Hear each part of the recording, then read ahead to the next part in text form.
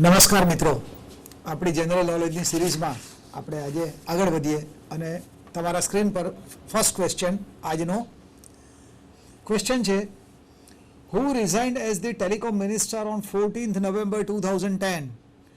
14 November 2010ના રોજ telecom minister તરીકે કેન્દ્ર સરકારમાં જ આ એક ડિપાર્ટમેન્ટ હોય ટેલિકોમ મિનિસ્ટ્રી, એના મિનિસ્ટર તરીકે કોણે રેઝિગ્નેશન આપ્યું, રાજીનામું આપ્યું?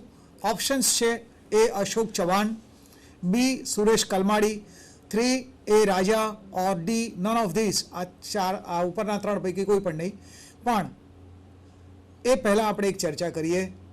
અશોક ચવાણ જે એક ઓપ્શનની અંદર આપણને આપેલું છે, તો અશોક ચવાણ એ મહારાષ્ટ્રના ચીફ મિનિસ્ટર હતા અને એમણે પણ રાજીનામું આપવું પડ્યું છે.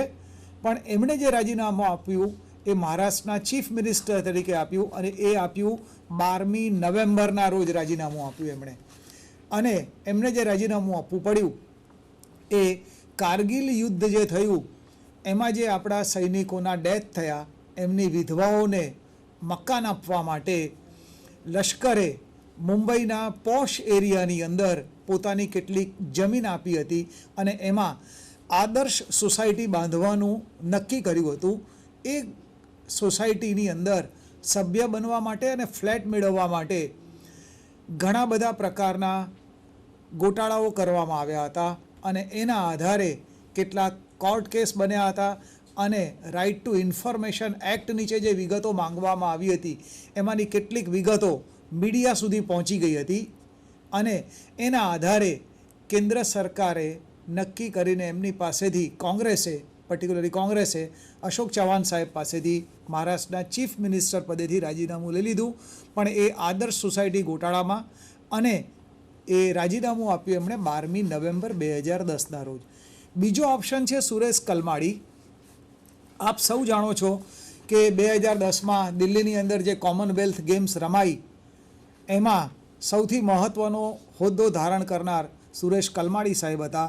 એમનું પણ અગેઇન 12મી નવેમ્બર 2010ના રોજ એ જ તારીખે એ જ દિવસે કોંગ્રેસના એક હોદ્દા ઉપર જે હતા એ હોદ્દા ઉપરથી પણ એમને દૂર કરવામાં આવ્યા છે અથવા એમની પાસેથી ફરજિયાત રીતે રાજીનામું લઈ લેવામાં આવ્યું છે. એટલે સુરેશ કલમાડી સાહેબ કોંગ્રેસમાં જે પક્ષના હોદ્દા ઉપર હતા એમાંથી એમણે રાજીનામું આપ્યું. અગેઇન એ પણ 12મી નવેમ્બરના રોજ રાજીનામું આપ્યું. થર્ડ પાર્ટ જે છે એ રાજા છે. થર્ડ ઓપ્શન એ રાજા. તો એમની એક કેટલીક અગત્યની વિગતોની ચર્ચા કરી લઈએ. ટેલિકોમ ડિપાર્ટમેન્ટ દ્વારા 2001ની અંદર એક સ્પેક્ટ્રમ અથવા અમુક વિસ્તારમાં મોબાઈલ કનેક્ટિવિટી પ્રોવાઈડ કરવા માટેના લાઇસન્સ આપવામાં આવ્યા. એ વિસ્તારને લાઇસન્સને સ્પેક્ટ્રમ કહેવાય છે. 2001ની અંદર આ પ્રકારના સ્પેક્ટ્રમની હરાજી દ્વારા અને કેટલાક નીતિ નિયમોનું પાલન કરીને એ લાઇસન્સ આપવામાં આવ્યા. એ પછી રાજા સાહેબ આ પદ ઉપર આવ્યા. એમણે 2G અને 3G માટેની લાઇસન્સ આપવાની પ્રક્રિયાની અંદર એમણે કામ કર્યું. તો 2G લાઇસન્સ અથવા સ્પેક્ટ્રમની હરાજી 2008માં કરવાની હતી. વડાપ્રધાન કચેરીએ એમને કેટલાક આદેશો આપેલા. નીતિ નિયમો છે એની અંદર એમને ફાઇનાન્સ મિનિસ્ટર અથવા મિનિસ્ટ્રી દ્વારા કેટલાક આદેશો આપવામાં આવેલા. કેટલીક રિવાજો, પરંપરા કે પ્રથા છે આ બધાનો ભંગ કરીને એમણે મન ફાવે એ રીતે એમણે આ 2G સ્પેક્ટ્રમની અથવા લાઇસન્સ આપવાની હરાજી કરીને રાજ્ય સરકારને અથવા દેશને લાભ કરાવવાના બદલે લગભગ 112 કંપનીઓને અયોગ્ય લાભ આપીને બહુ ઓછી કિંમતે એમને આ પ્રકારના લાઇસન્સ આપ્યા. અને એના આધારે એમની સામે સુબ્રમણ્યમ સ્વામી કે જે પાર્લામેન્ટેરિયન છે એમણે RTIમાં એક અરજી કરી કે ખરેખર આમાં શું બન્યું છે જાણવા માટે. અને એમને લાંબા સમય સુધી કાયદાનો RTI એક્ટનો ભંગ કરીને એમને જવાબ આપવામાં આવ્યો નહીં. જવાબ આપવામાં આવ્યો ત્યારે એવા શબ્દ પ્રયોગોનો ઉપયોગ કરવામાં આવ્યો કે જેમાં એ પ્રશ્નોના સાચા જવાબો ન મળી શકે. એના આધારે સુબ્રમણ્યમ સ્વામીએ સુપ્રીમ કોર્ટની અંદર આ જવાબો માંગવા માટે અરજી કરી અને એના આધારે આ આખી વિગતો બહાર આવી અને કેન્દ્ર સરકારને CAG એટલે કોમ્પ્ટ્રોલર એન્ડ ઓડિટર જનરલની આ જે સરકારી તંત્ર છે, સરકારી વિભાગો છે, એના હિસાબોનું ઓડિટ કરવા માટેની એક સ્વતંત્ર વ્યવસ્થા છે. આ કોઈ સરકારી ઓડિટર્સ નથી, આ કોઈ સરકારના નિયંત્રણમાં રહેલી કોઈ વ્યવસ્થા નથી. આ સ્વતંત્ર વ્યવસ્થા છે જેને કહેવાય છે CAG. એમણે એ રાજાએ 2G સ્પેક્ટ્રમમાં જેમને લાઇસન્સ આપ્યા હતા એ જે પ્રોસિજર ફોલો કરવાની જરૂર હતી અને એમણે જે કામ કર્યું એના આધારે આખા વ્યવહારનું ઓડિટ કર્યું અને એમણે એવું તારણ આપ્યું અને એમણે પોતાનો રિપોર્ટ રાષ્ટ્રપતિને સુપ્રત કર્યો છે. આઈ રિપીટ, વડાપ્રધાન કચેરીને નહીં, કેબિનેટને નહીં અથવા વડાપ્રધાનને કે સંસદને નહીં, પણ એમણે જે રિપોર્ટ રજૂ કર્યો છે એ રાષ્ટ્રપતિને રજૂ કર્યો છે અને એમાં જે ગોટાળામાં રોકાયેલી સંડોવાયેલી જે રકમ છે કે જેના કારણે ભારત દેશને આવકની નુકસાની થઈ છે એનો અંદાજ જે બાંધ્યો છે એ રકમ છે 1,70,000 કરોડ. આ કેવી રીતે લખાય જુઓ આપના સ્ક્રીન, આપના બોર્ડ પર. CAG કોમ્પ્ટ્રોલર and auditor general CAG આ રીતે ઓળખાય છે અને એમણે 2G સ્પેક્ટ્રમની અંદર જે રકમ સંડોવાયેલી છે જેની અંગે પ્રશ્નાર્થ કરવામાં આવ્યા છે, જેના મિનિસ્ટર હતા એ રાજા, એ રકમનો આંકડો છે 1,70,000 પછી કરોડના બધા આંકડા ઉમેરવાના. આવડી મોટી રકમનો ગોટાળો છે એ CAG દ્વારા પોતાના રિપોર્ટની અંદર રાષ્ટ્રપતિને અથવા પ્રેસિડેન્ટને આ રિપોર્ટ સોંપવામાં આવ્યો છે. એની અંદર આ વિગતો આપવામાં આવી છે. એના આધારે સંસદની અંદર સંયુક્ત સંસદીય સમિતિ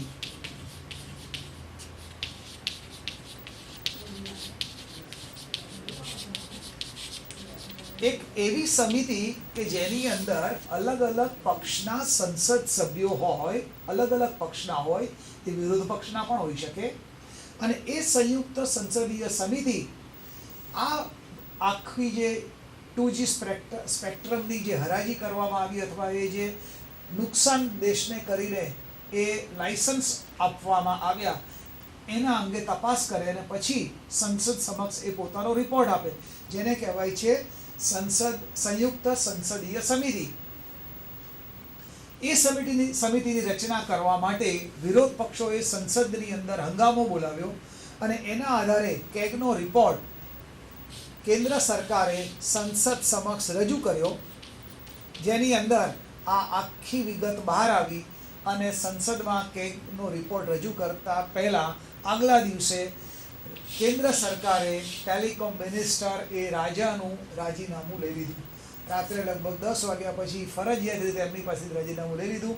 પણ આપને જાણીને આશ્ચર્ય થશે કે આ જે એ રાજા જે છે કે જે ટેલિકોમ મિનિસ્ટર છે એ રૂલિંગ પાર્ટી એ UPA ગવર્મેન્ટ છે. અત્યારે આપણા દેશની અંદર જે ગવર્મેન્ટ છે એ કોંગ્રેસ પક્ષની કોઈ એક પક્ષની સરકાર નથી, એ UPA ગવર્મેન્ટ છે, જેનું ફૂલ ફોર્મ છે United progressive alliance. United progressive alliance UPA તરીકે ઓળખાય છે કે જેના ચેરપર્સન તરીકે સોનિયા ગાંધી છે.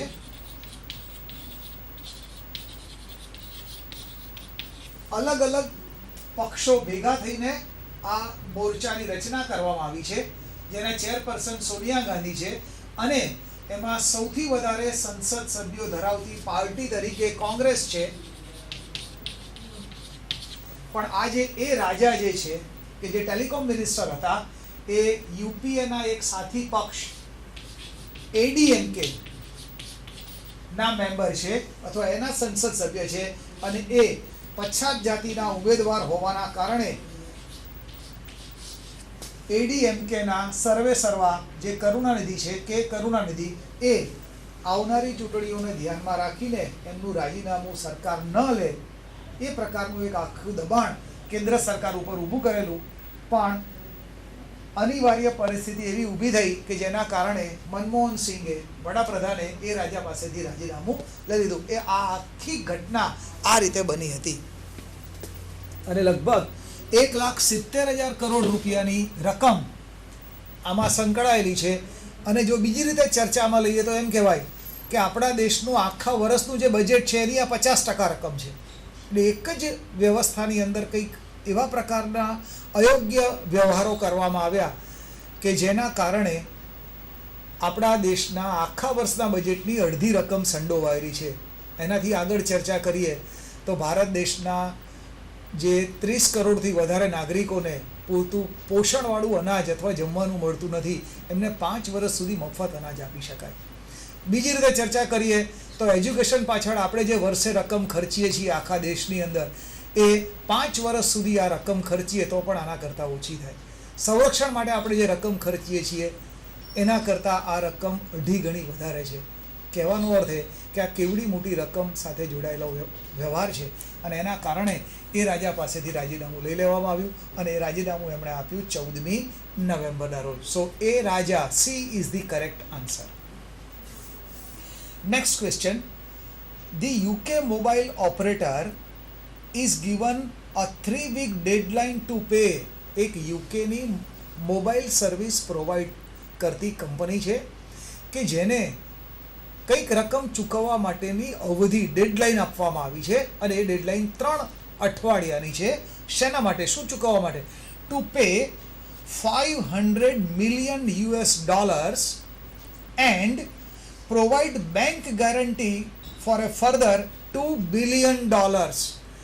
$500 million એમણે રોકડા ભરવાના 3 અઠવાડિયાની અંદર અને $2 million જેટલી એમણે બેંક ગેરંટી આપવાની. In its case with the Indian tax authorities. ભારતની જે કર વ્યવસ્થા પ્રણાલિકા છે એના અધિકારીઓ સાથે જોડાયેલો આ એક આખો વ્યવહાર છે કે કેસ ચાલી રહ્યો છે. એ કેસમાં related to its $11 billion acquisition of HSR in 2010. HSRની જે આખી ભારતીય કંપની હતી એનું એક્વિઝિશન કર્યું, એને ખરીદી લીધી અને એ ખરીદનાર કંપની કઈ છે એ પ્રકારનો આ એક પ્રશ્ન છે કે જેમણે આ $11 billion હચને ખરીદી લીધી. એ ખરીદીની અંદર જે કેપિટલ ગેઇન થયો અથવા જે મૂડી નફો થયો એના ઉપર એમણે ટેક્સ ભર્યો નથી. એના આધારે ઇન્ડિયન ટેક્સ ઓથોરિટી એમની સામે ટેક્સની રકમ વસૂલ કરવા માટે કોર્ટમાં ગઈ. ત્યાંથી આ હાઈકોર્ટે ચુકાદો આપ્યો કે આ કંપનીએ આ ટેક્સની રકમ, કેપિટલ ગેઇનની રકમ મેળવી હોવાના કારણે એમણે એ ટેક્સ ભારતની ટેક્સ ઓથોરિટીઝને પે કરવાનો રહેશે એવો હાઈકોર્ટે ચુકાદો આપ્યો. એની સામે કંપની સુપ્રીમમાં ગઈ છે અને સુપ્રીમ કોર્ટે 15મી નવેમ્બર 2010ના રોજ ચુકાદો આપ્યો અને એમાં કહ્યું કે આનો જે કોઈ ચુકાદો આવે, ફાઇનલ વર્ડિક્ટ જે કોઈ આવે, પણ મીન વાઇલ આની દલીલો ચાલે અને એનું જજમેન્ટ આવે ત્યાં સુધીમાં આ કંપનીએ $500 million તાત્કાલિક રીતે જમા કરાવવા સરકારી તિજોરીમાં અને $2 billion માટે બેંક ગેરંટી આપવી. તો આ કઈ કંપની છે કે જેણે હચની કંપની મોબાઈલ ઓપરેટર તરીકે ખરીદી લીધી? તો એ ખરીદનાર કંપની છે આપની સામે ઓપ્શન્સ છે વોડાફોન, નોકિયા, બ્લેકબેરી કે એરટેલ. આપ સૌ જાણો છો ભારતી એરટેલ બી ઓપ્શન છે, એ તો ભારતની કંપની છે. બી નોકિયા એ હેન્ડસેટ બનાવતી કંપની છે. સી બ્લેકબેરી અગેઇન એ જુદા પ્રકારના સોફ્ટવેરનો યુઝ કરી મોબાઈલ હેન્ડસેટ બનાવતી કંપની છે. અને વોડાફોન એ કનેક્ટિવિટી પ્રોવાઈડ કરતી કંપની છે કે જે મૂળ યુકેની કંપની છે. So A Vodafone is the correct answer. અને સુપ્રીમ કોર્ટે જ્યાં સુધી એનો અંતિમ ચુકાદો ન આવે ત્યાં સુધી વોડાફોનને આ રીતે 3 અઠવાડિયાની અંદર $500 million રોકડા અને $2 billion માટે બેંક ગેરંટી આપવાની સૂચના આપી છે. So Vodafone is the correct answer. Next question. The fattest Britain. અહીંયા બ્રિટનની અંદર જે સ્પેલ યુઝ થાય છે, સ્પેલિંગ, એ જ અહીંયા મેં વાપર્યો છે. ધી ફેટેસ્ટ એટલે સૌથી જાડામાં જાડો માણસ. ધી ફેટેસ્ટ બ્રિટન એનું નામ છે Zachary Smith. Has manage to lose a huge amount of weight. એણે એક ઓપરેશન કરાવ્યું અને એ ઓપરેશનના અંતે પોતાનું કેટલુંક વજન ઓછું કર્યું. અગેન તમારા સ્ક્રીન પર જુઓ. ધી ફેટેસ્ટ બ્રિટનનો સૌથી વધારે જાડો નાગરિક, જેનું નામ સ્મિથ છે, has manage to lose a huge amount of weight. Once upon a time, એ ભૂતકાળમાં એક વખત, his weight was 297 kg and now he is extremely happy. આટલું વજન ઘટાડ્યા પછી એ ખૂબ આનંદિત છે. એક વખત એનું વજન 297 કિલો હતું. બ્રિટનનો રેકોર્ડ છે આ. Now he is extremely happy after losing some weight. કેટલુંક વજન ઘટાડ્યા પછી એ ખૂબ આનંદિત છે. He has undergone a losing surgery in which of the following countries and lost around 8 kg in just 2 days of an obesity surgery. આ એક સર્જરીનું નામ છે ઓબેસિટી. આ પ્રકારની સર્જરી થઈ વેઇટ લોસ કરવા માટે. એ 2 દિવસની અંદર એણે પોતાનું 8 કિલો વજન ઘટાડી દીધું. આ સર્જરી કયા દેશમાં કરવામાં આવી હતી? ઓપ્શન્સ છે ઇંગ્લેન્ડ, યુએસએ, ચાઇના ઓર ઇન્ડિયા. તમને જાણીને આશ્ચર્ય થશે, the correct answer is India. ભારતની અંદર આ ઓપરેશન કરવામાં આવ્યું અને એક બીજો પણ વર્લ્ડ રેકોર્ડ બન્યો કે સૌથી જાડા માણસ ઉપર અથવા સૌથી વધુ વેઇટ ધરાવતા માણસ ઉપર ઓપરેશન કરવાનો પણ રેકોર્ડ એ આ જ વ્યક્તિના નામે થયો છે. તો Smith, India is the correct answer. Next question. As close to 21 deaths have happened over the first 2 weeks of November 2010 in the Assam region, wherein the patient was suffering from which of the following disease has made the government agencies alert. આસામની અંદર November 2010ના પહેલા 2 અઠવાડિયા દરમિયાન, 1 થી 15 તારીખ દરમિયાન, 2 પહેલા અઠવાડિયા દરમિયાન 21 નાગરિકોના મૃત્યુ થયા. એ કઈ બીમારીના કારણે થયા કે જેના કારણે આસામ સરકાર એકદમ સજાગ બની ગઈ છે, જાગૃત બની ગઈ છે અને એની સામે પગલાં લેવા માટે એને ફરજ પડી રહી છે. ઓપ્શન્સ છે કયું દર્દ, કઈ બીમારી? ચિકનગુનિયા, કોલેરા, મલેરિયા ઓર આ નન ઓફ ધીસ. આ ત્રણમાંથી કોઈ એક પણ નહીં.